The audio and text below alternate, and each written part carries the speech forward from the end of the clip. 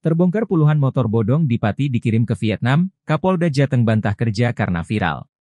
Polda Jawa Tengah membongkar kasus mobil bodong di Pati, Jawa Tengah, atau lokasi kematian bos rental, Burhanis. Polisi menemukan puluhan kendaraan bodong yang bakal diselundupkan ke Timor Leste dan Vietnam. Kapolda Jawa Tengah Irjen Pol Ahmad Lutfi mengatakan wilayah Pati berdasarkan tipologi daerah sama dengan wilayah lain.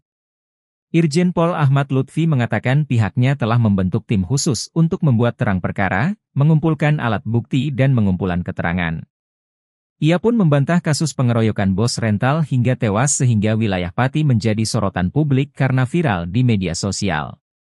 Irjen Pol Ahmad Lutfi menuturkan pihaknya telah membongkar kasus kendaraan bodong di wilayah Pati. Pada tahun 2021 di daerah Gembong Pati, kata Irjen Pol Ahmad Lutfi, pihaknya membongkar sindikat gudang kendaraan bodong. Kemudian tahun 2023 muncul kembali di Semarang. Di mana setelah polisi melakukan pendalaman, lanjut Ahmad Lutfi, termasuk kejahatan lintas negara atau transnational crime. Di mana, mobil dan motor bodong itu dikirim ke Timor Leste dengan berbagai macam modus operandi.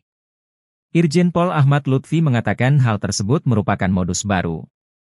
Di mana, kendaraan bodong dikirim sesuai pesanan dari Timor Leste. Kemudian terakhir kali akan dikirim ke Vietnam. Selain itu, Irjen Pol Ahmad Lutfi juga melakukan operasi kendaraan bodong bukan hanya di Sukolilo setelah kasus pengeroyokan Burhanis.